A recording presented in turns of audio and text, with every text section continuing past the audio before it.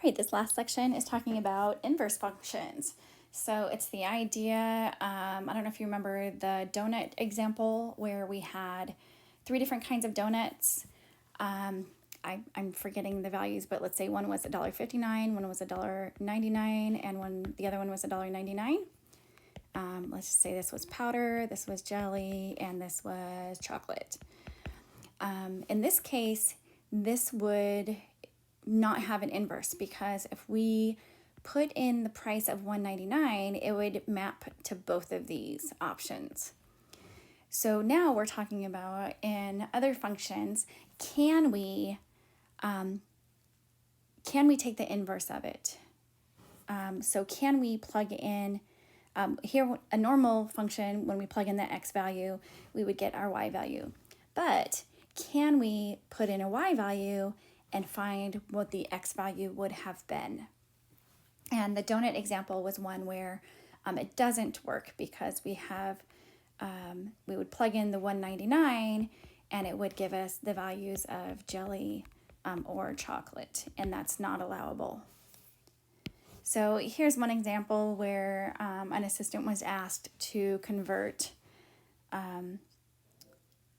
Celsius into Fahrenheit, and they created a function for that.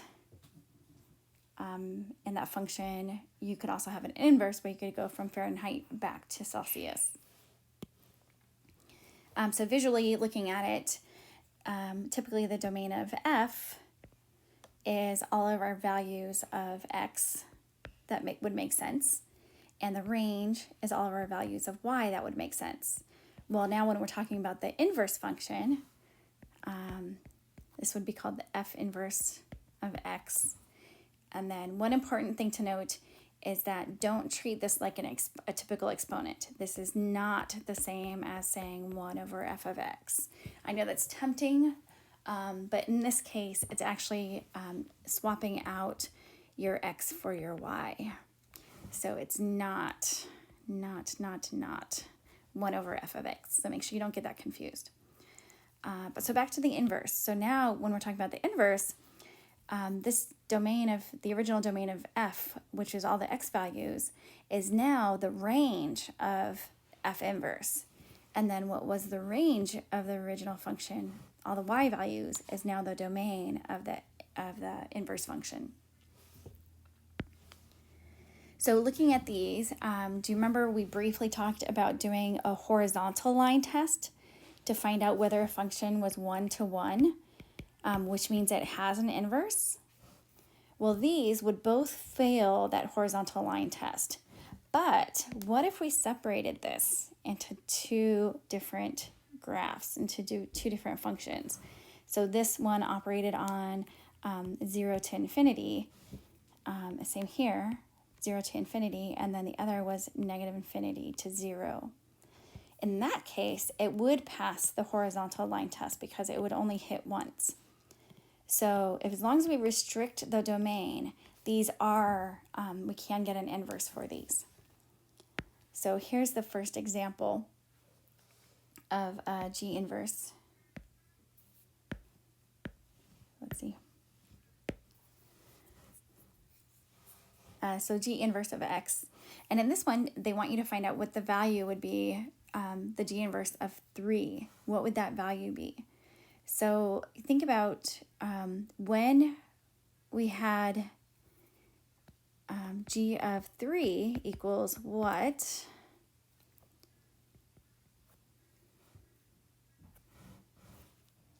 So that equals 1. But now we want to do it the other way. So what's going to give us the output of 3? So the output of 3 is going to happen when x equals 5. So in this case, G inverse of 3 equals 5. So you can see that right here. And now a question is, this next part of the section is talking about graphing the inverse. So for this one, you would take all your values and you would switch your x and your y. So the origin would stay the same, but now we've got a 1 and a 1, so that will actually stay the same. And then here we've got 2 and about 1.5. So we're going to switch that, and we're going to go down to 1.5 and then up to 2.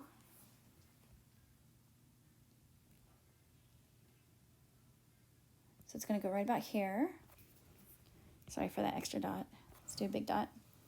And then our next point is at 2, 4. So now we're going to put it at 4, 2. So our inverse graph is going to look something like this. So then an important note is, where is it symmetric? These are symmetric about the identity line. So if we draw our identity line here, which is just a 1/1 for x equals y, that's our identity line. So in this case, when we take the inverse of a function, the graph of it is going to be reflected about the identity line instead of over the horizontal axis or over the vertical axis. So here's a better image of that. So here's another example of we take our original function and we translate it. So here we've got about a 4, 0. So then our new one would become a 0, 4. So it's going to cross about there. And then let's pick another nice point. How about the 1 and the 1? The 1, 0. So then we're going to do 0, 1. And then let's find another point. How about 4 and 2? So that's going to become 2 and 4. So a rough drawing is something like this. So hopefully you can see here too that we've reflected it about that identity line along the x equals y line. So here it is again. And that's it for this section.